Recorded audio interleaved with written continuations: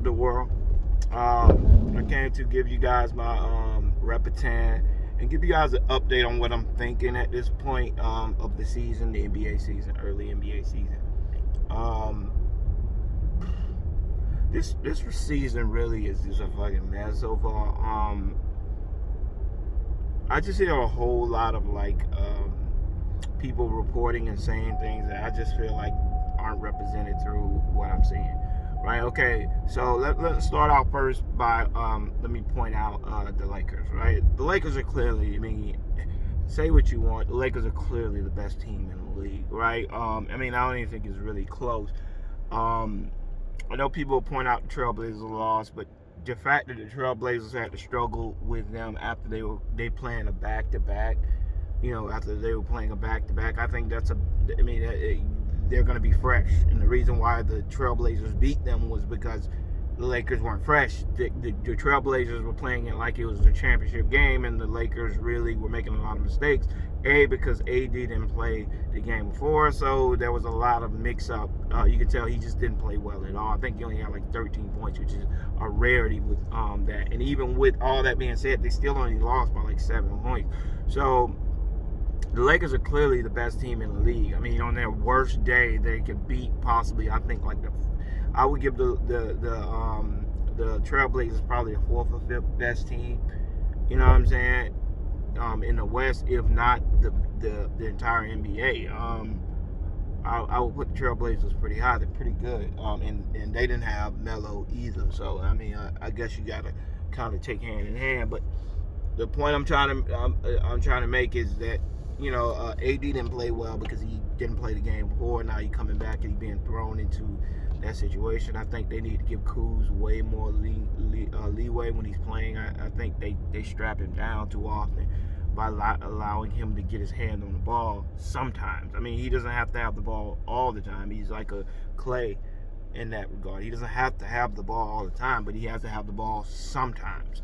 And it feels like he's a better playmaker when he has the ball in his hand. And I feel like they strap him by not allowing him to have the ball. I think it's cool. Dennis Schroeder's a good player, great player actually. Montrezl Harrell, crazy pickup. They both just jumped right into the fray and they have not missed a beat. I think the person that is struggling the most with this new dynamic is Anthony Davis. I think it's because of the way that this team is set up. What really had me scared beforehand was their lack of size, right? Their lack of girth. Marc Gasol is a great player, but he's not really fleet of foot. And to put him on a guy who is like a Nurkic or a Joker, it's going to be real hard because he's not that big. He's not that quick. He's big, but he's not quick.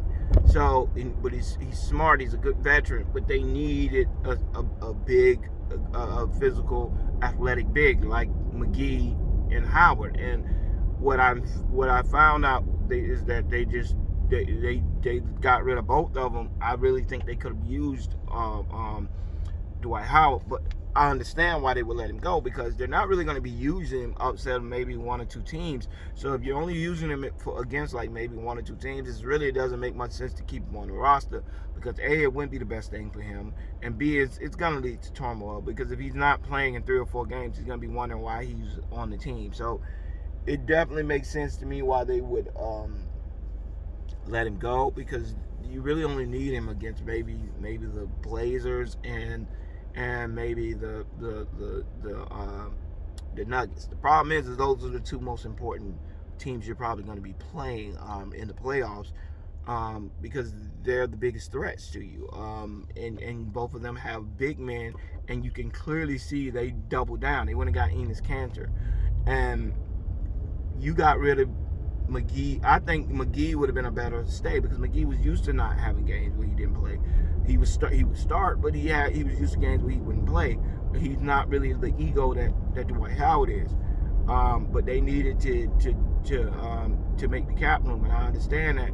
But by the same token, it's like they could have really used him. Dennis Schroeder has been like I said, an upgrade, really good. Rondo's killing it in Atlanta too. But Schroeder is a good. I don't know if it's Schroeder, whatever. Dennis Schroeder, I think is his name. He's doing a good job. Montreal Harrell's a beast.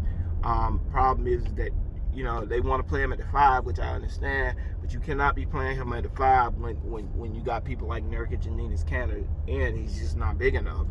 And he has to shoot over people. It's hard for him to shoot over people when they put people like Nurkic and Kanter. I mean, it's 2 or 3 times where the Trailblazers got rebounds that the Lakers should have got, but because they had no size on the floor, they couldn't get it. Because Enes Kanter ain't going nowhere. He's staying right under the basket, and he's waiting on you to miss so he can get a rebound. You need someone else to body him and get him out of that position. McGee or Howard could have done that. Howard more especially. But like I said, if you had Howard, you would have had to find minutes for him, and it would have been real hard. So I can understand that. What else? Now, second team I want to talk about was the Nets. I think Kevin Durant is. I mean, if you want to say LeBron's the best player in the league, fine. I mean, obviously I would agree. But Kevin Durant is nose to nose with LeBron. I mean, Kevin Durant is ridiculous. You watch Kevin Durant. Kevin Durant is one of the most effortless scorers you will ever find. You know what I'm saying? That dude is ridiculous. And when you watch it, one thing I want to say is, as a fan of Kevin Durant, I am so glad he's off the Warriors, right? Because now people don't have that excuse anymore. Right? Because before, every time Kevin Durant would bust somebody up, it was like, he's playing for the Warriors, what you expect him to do. Now, it's like he's playing with the team. He got Kyrie Irving, yes, but Kyrie Irving is not like some crazy, it's not, he's on par with everybody else. He's just ridiculous. And now you're getting to really see his full repertoire, his passing skills, his shooting. I mean, you're getting to see the full encompassing of who Kevin Durant is, and it's like, my gosh, this dude is ridiculous. And, like I said before, I would say him and LeBron, on any given day, one of them could be the best player in the NBA. People like to say Kawhi Leonard. I don't put Kawhi Leonard in that sentence. Kawhi Leonard has to be a better passer before I put him in that discussion. And he has to be a better. He has to do everything better. Like all he really is a scorer and a defensive player. People like to say he's a better. I don't think he's that better of a defender than LeBron or KD. So I can't really give him that. I think Kawhi is a very good player. I would put him in third, you know what I'm saying, or fourth behind AD. But that's probably it. I mean, I would put him like third behind AD, fourth behind AD. But that's about as far as I go. But Kevin Durant, it is such a pleasure now. He's not on the Warriors. People can actually appreciate how good of a player he is, because now he goes back to when he was like when you used to watch him when he was with the Thunder. You know what I'm saying? Just a beast of a player, man. The man is ridiculous. Kyrie is having a good game, but like I said before, I think the ruler mark for Kevin Durant is way higher than the ruler mark for Kyrie Irving. I think Kyrie Irving is doing good because his first 2 games he played really mediocre defenders. I think the Celtics. The Celtics did not have Kemba Walker, so he didn't have to work on defense. And then they had They had some garbage white dude. I can't remember. This is number 12. Both times he was smoking 2 white dudes. The first game against the Warriors, he was smoking Steph Curry, who's never been confused with a defensive wizard.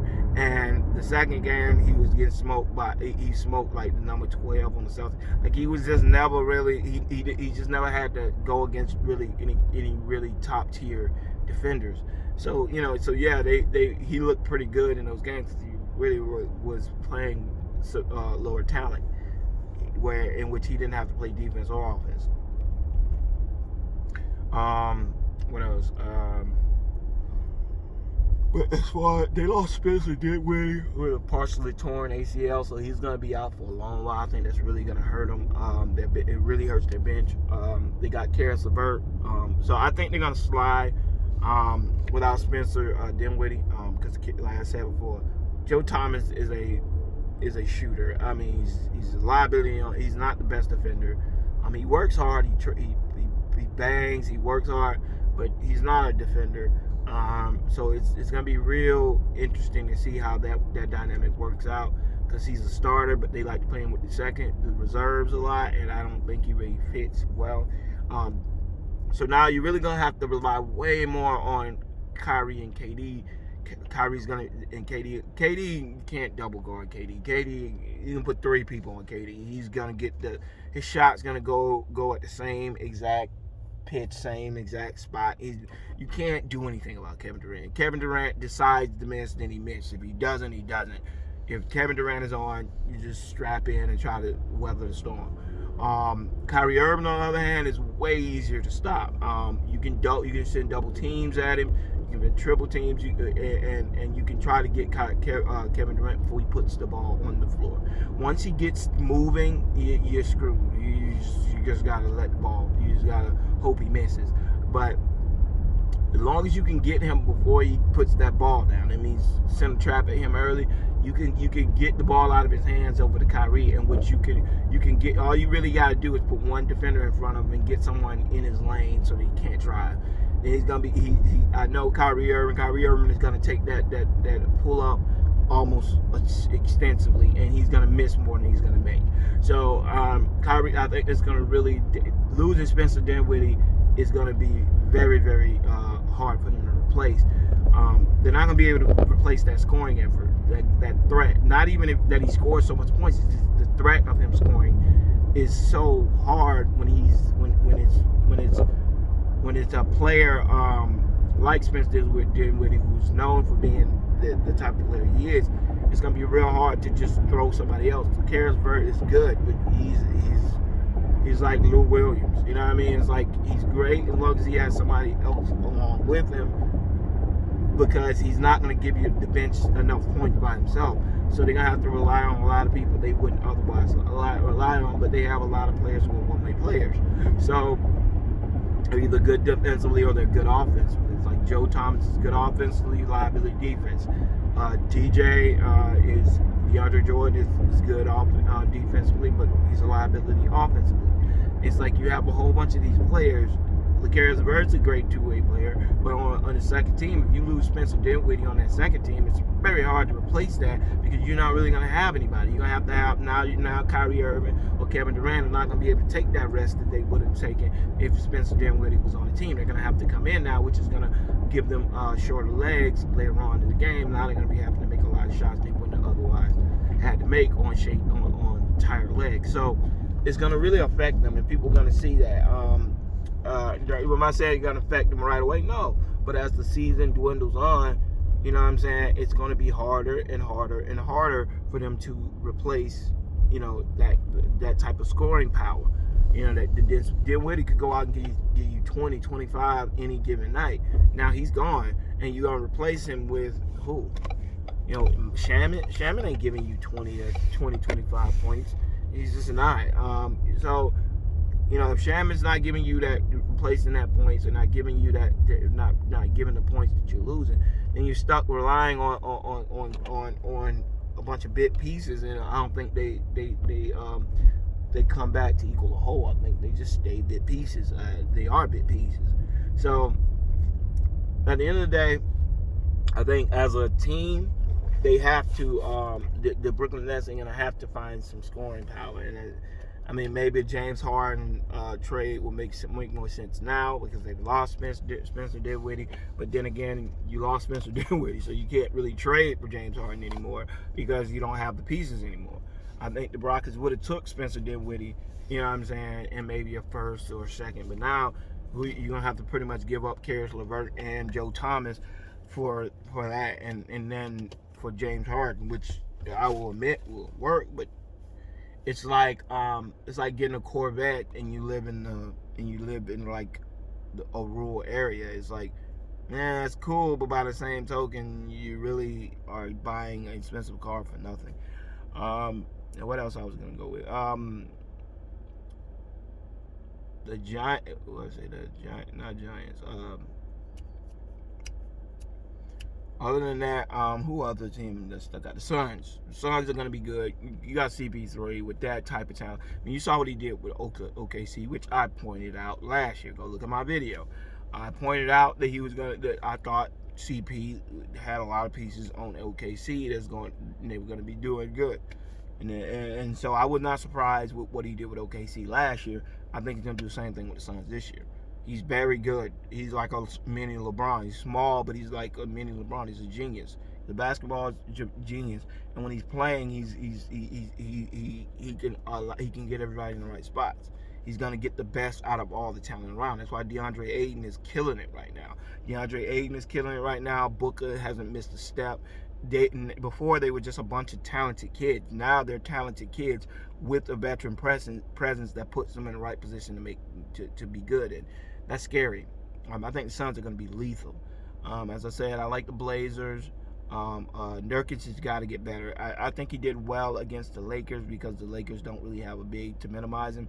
But I don't think he's going to do good overall. I think Enes Kanter, once again, is one-way player. He's a great offensive player, defensive liability. He's always been that. Let me see. And I think what's his name? Covington was a great pickup for them. To go along with Carmelo and the two. I think if you play with those, that big five of Nurkic, Melo, Covington, CJ, and I mean that's a dangerous starting lineup. So I like the Blazers. Celtics, Kemba has to get back before I can really give an assessment on how good they are. Who else? Warriors. Wiseman is turning. It looks like a very good pickup for them. They got to get Draymond back, but they're playing well. I mean, Steph is another KD type of player to me. It's so great to see him in a dynamic that forces him to show all his talents. And that's what I love. You know what I'm saying? People think I hated Steph Curry. They think I hated KD. I didn't. I just had a problem with the narrative that they've proven something other than what we already knew, that if you put those guys together, nobody's going to be able to touch them. Now you're seeing them for how good they are, and I couldn't be more excited to watch basketball. I love, I have more teams to watch. I love watching the Nets with KD. KD's one of my favorite players. He's always been one of my favorite players. I've never had a problem with KD. I just had a problem with people saying him beating LeBron in the finals somehow makes him better than LeBron when it doesn't make any sense whatsoever. Same thing with Steph, but watching Steph this year has been one of my fun. Like I said, if people don't understand, I hated the Warriors because it was annoying, because those were one of my favorite players to watch. I love watching Steph. I love watching KD, and I feel like they marginalized each other by putting them on the same team. Now they're not on the same team, and everybody's getting to really see how talented both of them really are. And I love it, man. Like, I love watching the Warriors. I love watching the Nets. I love watching these players that were not, these players who are otherworldly talents that you really that people hated on for 2 or 3 years because they were together. Now they're alone, and you're getting to see how really talented they are, and I love that, man. But anyways, I just wanted to drop in and kind of give you guys an update on that. So please comment. Let me know what you think. Who are the teams you think will be really good this year? Who are the teams you think will suffer? But otherwise, I just want to hear what you got to say. All right, y'all. Peace.